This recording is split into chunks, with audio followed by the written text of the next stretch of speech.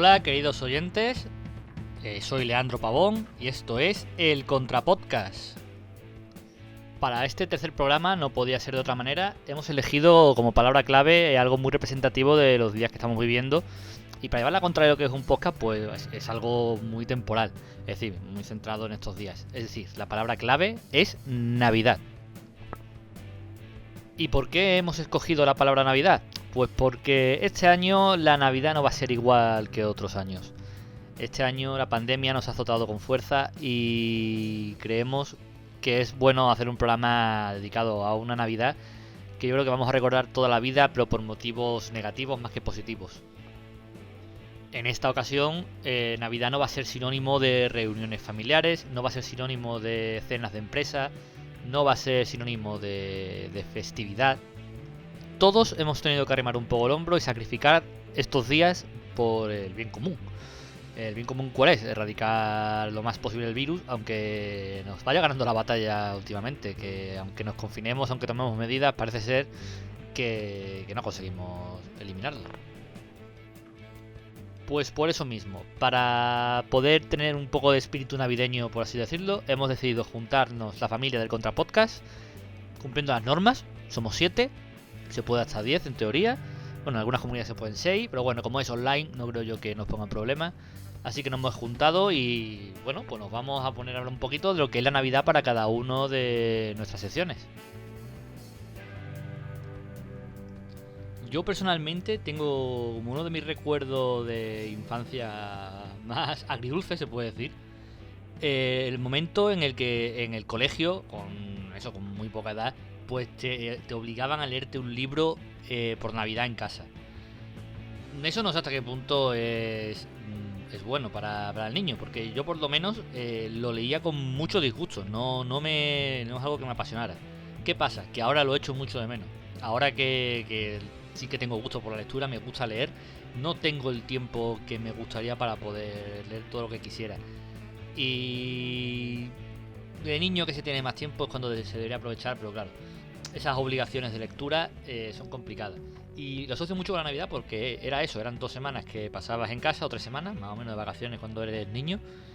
Y ahí aprovechaban para enviarte un libro que tienes que leer y hacer un resumen y un análisis y no terminabas de disfrutarlo. Ojalá volvieran esos tiempos y tengamos tiempo y tuviéramos tiempo para leer, para analizar y para todo. Pero para eso tenemos a nuestra experta en literatura que a ver qué nos cuenta. Marta Quintín, bienvenida al Contrapodcast. Hola Leandro, hola a todos, encantada de estar aquí una vez más. ¿Qué tal? ¿Cómo van estos días navideños? Pues bien, bien, bueno, estas navidades un poco distintas, pero bueno, intentando conservar el espíritu navideño con las luces y los turrones y todo lo demás. Así Que ya es un reto que bien. bastante complicado, sí. Sí, ya nos podemos dar con un canto en los dientes, así que nada, espero que las estéis viviendo también con vuestros seres queridos y de la mejor forma posible. Bueno, no podía ser de otra manera que la palabra clave de este programa tenía que ser la Navidad. ¿Cómo has Claro. relacionado la Navidad y la literatura, Marta? Bueno, pues mira, he de confesarte que cuando me enteré de que la palabra escogida para el contrapodcast era Navidad, pues bueno, me abrumó un poco, ¿vale? Porque es un término que tiene como muchísimas connotaciones, ¿no? Entonces me asaltó un poco el síndrome de Paul Auster, que bueno, te preguntarás, me acabo de inventar este síndrome, ¿vale? Sí, ahora Pero esa diagnostica, raíz. es literata y también diagnostica síndrome. Muy bien. Sí, psiquiátricos, por supuesto, soy multidisciplinar. No, bueno, esto es a raíz de una anécdota que le pasó, que la verdad es que la anécdota en sí tampoco tiene mucho, pero bueno, resulta que a este escritor neoyorquino, pues el periódico New York Times le pidió en su día que escribiese un cuento de Navidad y se quedó un poco como, pues eso, abrumado, ¿no? Diciendo, pero ¿y qué narices sé yo de la Navidad? O sea, o cómo lo enfoco, porque es como un término con esa amplitud, ¿no? Y que para cada uno significa una cosa.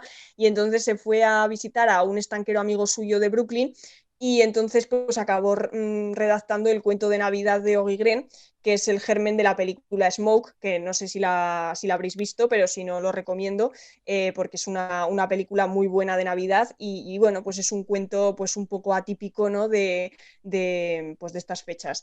Entonces, bueno, me asaltó ese síndrome y la tentación, literariamente hablando, de con qué asociar la Navidad, pues es hablar de lo obvio, que es el cuento de Navidad de Charles Dickens, ¿no?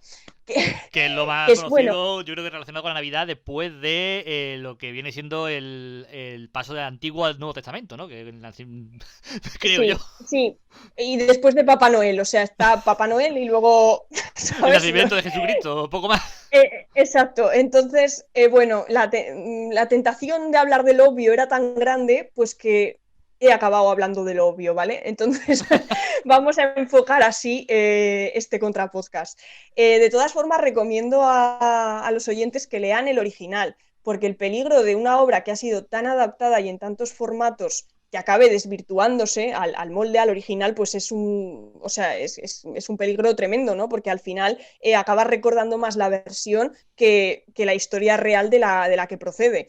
Entonces seguro que quien la lea se sorprende y al final es como si leyera una historia familiar plagada de resonancias, pero a la vez totalmente nueva, ¿no? Verlo con unos ojos totalmente nuevos como un descubrimiento. Entonces, bueno, yo recomiendo, ¿no? que lean el original. De todas formas, me puse a investigar la trastienda de la escritura y la publicación de esta obra y descubrí que encierra una historia que no le va para nada a la saga a la que Dickens plasmó en esta obra pues para el gran público. Y de hecho no sé cómo no es más conocida, porque es que es una historia realmente asombrosa, entonces creo que merece la pena que en este contrapodcast pues la cuente. A ver, cuéntanos, a ver si aquí sale un guioncito para algún corto o A algo, oye. ver, otro para Paul Auster, ¿no? Que escriba. Sí, sí, yo os la cuento porque yo la verdad es que me quedé flipando de que no sea más conocida. Bueno, resulta que Dickens, por dar un poco de contexto, nació en 1812 y pasó gran parte de su infancia en los suburbios más pobres de Londres, debido a que su padre era pues un despilfarrador nato que andaba endeudado permanentemente. O sea, su estado civil era endeudado, básicamente. Entonces, sí, sí, total. Entonces el pequeño Charles recuerda que era un niño muy pequeño y no especialmente cuidado, que no recibió ninguna educación hasta los 9 años y que a los 12 empezó a trabajar en una fábrica de betún en jornadas de 10 horas a cambio de 6 chelines semanales con los que contribuía a mantener a su familia. Familia que por aquel entonces vivía con su padre en prisión, después de que lo hubieran encarcelado, como no, por impago de Uf, deudas. eso Y es. la familia entera vivía con el padre en la cárcel, porque entonces en aquella época victoriana dejaban a las familias que vivieran con los presos. O sea, imagínate. En una celda, todos Sí, sí, juntos. todos juntos. Él no, él estaba fuera, lo cogieron en una casa de acogida y entonces con su salario pues contribuía a mantener a su familia presidiaria. O sea, todo muy bonito. En ese contexto de penuria extrema, el único consuelo del pequeño Charles era su afición desmedida por leer novelas y el cariño incondicional de su madre, a la que se hallaba muy unido y que era la única que lo apoyaba en su sueño incipiente de convertirse algún día en un gran escritor. Pero como a perro flaco todos son pulgas, pues ocurrió que la madre cayó enferma y después de una angustiosa agonía, pues la pobre murió. Y fue precisamente en el día de Navidad. Uf, O sea, entonces Dickens quedó devastado y años después le escribiría a un amigo que todavía le dolió más que hubiese sucedido en esa fecha. Decía, ¿con qué ese Dios cruel y obsceno quería celebrar el nacimiento de su hijo llevándose a mi madre con él? Decidí que a partir de entonces y por el resto de mi vida le daría la espalda y que el 25 de diciembre aparecería siempre tachado en mi calendario. En esa carta también rememoraba que en medio de su desolación rezó con todas sus fuerzas para que al menos su madre esa noche lo visitara en sueños para poder despedirse de ella como Dios manda. Y decía en la carta, no se puede calibrar la vergüenza y la decepción que sentí cuando al despertar constaté que en esa noche tan terrible y desesperada, en vez de con mi madre, había soñado con, me atreveré a confesártelo, con una bandada de ocas que llevaban sombrero, un sueño ridículo que me llenó de amargura y que me hizo perder la esperanza. O sea, tú imagínate. yo quiero Se soñar con muere. ocas que llevan sombrero. Es mi tipo de sueño, sí, sí, sí. Sí, claro, pero el día que se ha muerto tu madre, pues la verdad Hombre, es él no que es el el mejor sueño día. es un poco ridículo, como decía el pobre, ¿no? Que bueno, años después comenzó su trayectoria literaria y entonces saltamos a diciembre de 1842. Había publicado ya para entonces varios trabajos, entre ellos su novela por entregas mensuales a ver si lo digo bien, Martin Chuzzlewit o Uf, algo uf. así, ¿vale? Con dos zetas, que no es su obra precisamente más conocida, ¿vale? Aunque él la consideraba su mejor obra hasta la fecha. Pero el nivel de ventas era muy bajo, por lo que su situación financiera resultaba crítica, máxime cuando su esposa estaba embarazada de su quinto hijo. Finalmente tendrían 10, o sea que Dios. solamente iban por la mitad, solo iban por la mitad, pero ya iba agobiado el hombre. A ver, es que da para un equipo de fútbol, se pone el de portero y... Y lo tienen, lo tienen. El caso es que sus editores amenazaron con romper su contrato si las ventas seguían en declive y le hicieron un encargo como ultimátum. Debía escribir un cuento de Navidad para publicarlo durante las fiestas en el periódico londinense de mayor tirada, para que sirviera de revulsivo a su declinante carrera. Y Dickens se horrorizó, pero ¿cómo iba a salvar su carrera escribiendo sobre un tema en el que no creía y que incluso le repugnaba? O sea, estaba abocado al fracaso. Intentó Los hacérselo. editores ahí metían Ya caña, te madre digo, mía. ya te digo. De hecho, él intentó hacérselo entender por todos los medios, pero no cedieron. Se trataba de la última oportunidad que le daban. Así que Dickens no tenía otra alternativa, se tragó los sapos y las culebras y se puso manos a la obra. Al menos trató de aprovechar su experiencia y que la escritura pues, le sirviera de catarsis y creó el personaje de Ebenezer Scrooge, el célebre Scrooge, ¿no? Como un trasunto de su propio desencanto con la Navidad. Así en sus cartas dice: sentí que el avaro de Scrooge, al que visitaban los espectros de las navidades pasadas, presentes y futuras, aliviaba a mis propios fantasmas. Quise que él compartiese esa carga conmigo y he de confesar que mientras lo escribía me sentí menos solo. Así que bueno, por lo menos la literatura Le pues sirvió de le muleta. ayudó al hombre, sí. Medianamente satisfecho con el resultado, se lo presentó a sus editores, que sin embargo, cuando lo leyeron, echaron pestes. Lo calificaron literalmente de una bazofia que amargaría las navidades a cualquiera. Y decidieron que como no querían seguir perdiendo dinero con él, ni siquiera se iban a molestar en publicarlo. Tan claro tenían que iba a ser un clamoroso fracaso. Ni cortos ni perezosos le rescindieron a Dickens el contrato en las narices. ¿Cuándo? Pues en el día de Nochebuena. Una vez más, las malditas fechas. O Madre sea, mía, pobre hombre, de verdad, ¿eh? tenía un Las ganas gafe, que tendría de poner el árbol de Navidad ese señor. tenía un gafe el pobre con las navidades. Entonces, bueno, pues como remedio, nuestro escritor se fue por ahí a emborracharse. Mira, Total, eso también es muy inglés, sí. sí, sí. Total, su familia sabía que nunca celebraba esa noche, así que ni siquiera lo iban a esperar para cenar. Y él no se atrevía ni a enfrentarse a ellos para evitar tener que contarles que estaban condenados a la ruina y que les había fallado. Así que se metió en un pub, muy inglés también, determinado a pasar la noche buena en soledad y pidió un trago detrás de otro. Allí no había nadie, claro, en una noche como aquella, a excepción de una mujer que al verlo en ese estado y muy a su pesar, se le acercó para entablar conversación, los típicos moscones de bar, ¿no? La mujer le contó que estaba sola y le preguntó si él tampoco tenía familia. Cuando le respondió que sí y que de hecho muy pronto incluso iban a aumentarla, ella se extrañó y quiso saber por qué no estaba con ellos. Para desahogarse le relató todo lo que había sucedido y al final con rabia se sacó el manuscrito que aún llevaba encima gritando: todo por culpa de esta bazofia. Entonces la desconocida le pidió si podía leérselo porque estaba convencida de que ningún cuento de Navidad podía ser una bazofia, por mucho que lo dijeran esos editores tan mezquinos.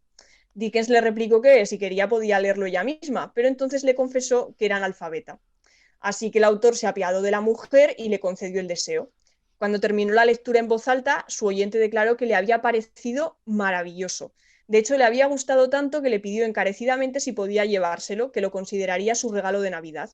Dickens, según admitiría luego, se sorprendió muchísimo y vaciló, pero al final pensó que ese manuscrito no era más que papel mojado y además él precisamente lo que quería era librarse de todo lo que le recordara a la Navidad y a su derrota, de modo que accedió. Más contenta que unas castañuelas, la mujer desapareció con el cuento debajo del brazo y él siguió bebiendo el resto de la noche. Vaya noche Así buena, más terminó. buena pasó este hombre, de verdad, ¿eh? ¿Verdad, verdad? Sí, sí. Bueno, el día siguiente, el de Navidad, todavía lo pasó mejor, en la cama, con una resaca monumental y sin ninguna gana de vivir. Ninguna. Las horas transcurrieron muy lentas, sumido en su particular infierno personal, pero a última hora de la tarde llegó una carta a su nombre al domicilio familiar. Su esposa dudó sin molestarle, pero finalmente se decidió. Al principio él no estaba ni por la labor de abrirla, pero le ganó la curiosidad. Y esto es lo que contenía la misiva. De hecho, se conserva un ejemplar en el Museo Londinense dedicado a la figura del escritor. Por eso lo sabemos. Estimado señor Dickens, me voy a tomar la licencia de presentarme. Me llamo Edward Chapman y he leído su cuento de Navidad. Una de mis criadas, Elizabeth Narrow, llegó esta mañana a mi casa con él y no ha parado hasta persuadirme de que debía leerlo. Aunque al principio me fastidió, ahora no me arrepiento de haberle hecho caso, porque, señor Dickens, ha escrito usted una historia portentosa, fascinante, de la que no he podido apartar los ojos desde la primera línea y que ha terminado por conmoverme en lo más hondo. No me habría atrevido a molestarle con mi admiración, y menos en el día de Navidad, de no ser porque esta admiración es un hecho hasta cierto punto relevante. Soy editor y no cejaré hasta que me permita publicarla. Bueno, el resto ya es historia y la conocemos todos. Cuento de Navidad se convirtió en un éxito de crítica y de ventas desde el primer momento, relanzó la carrera de Dickens, lo sacó de los apuros económicos y se trata, como decíamos al inicio, de una de las obras más populares, revisitadas, versionadas, adaptadas de toda la historia de la literatura. Inspiración de películas, series, recitales radiofónicos y todo un icono en el imaginario de generaciones y generaciones de lectores que la han disfrutado sin interrupción. Incluso, prueba de su influencia, el diccionario de Oxford incorpora desde su edición de 1982 el término de Scrooge como sinónimo de avaro. Es verdad Vamos, que lo petó. que hasta finales de los 90 era un clásico que todas las series americanas adaptaran esto en alguno de sus temporadas. Total. Recuerdo en Cosas de Casa, recuerdo El Príncipe Bel-Air, recuerdo cualquier serie americana tenía su Sí, sí. adaptación. Es que Los era súper Simpson, recurrente. Los Simpsons. Es más, los Simpsons todos. hacen una parodia de eso. En que estaban precisamente versionando cosas de casa en la televisión. Que cambiaban. Que había una versión de Star Trek. También con los Sí, fantasmas de Navidad. Es que era brutal. todo, todo. Es Bueno, verdad y la de que en este siglo, lo que es el siglo XXI, ya sí que se ha perdido un poquito más. La tradición, yo creo que un ya poquito. como por cansinismo más que por otra cosa. Sí, pero vamos, y Disney, ¿no te acuerdas? ¿Tú no has visto la versión esta de Goofy y el tío Gilito, que es Scrooge? En Sí, Disney sí, sí, también. sí, sí, sí, sí, sí, cierto, cierto, verdad. Es que estaba por todas partes. Vamos, o sea, que sus anteriores editores, la verdad es que no tuvieron ningún ojo. Menos mal que luego, pues la señora esta, pues fíjate, tuvo más olfato que los editores, ¿eh? La señora borrachilla del bar. Lo mismo es una de esas fantasmas que aparecen en ese relato que estaba ahí al Mm, quite. Pues por ahí van las cosas, porque esta asombrosa historia todavía encierra una sorpresa No más, me digas. que a mí me puso los pelos de punta y que me he guardado como colofón. Resulta que en su carta, el editor Chapman emplazaba a Dickens a reunirse con él para cerrar los detalles del contrato de la publicación.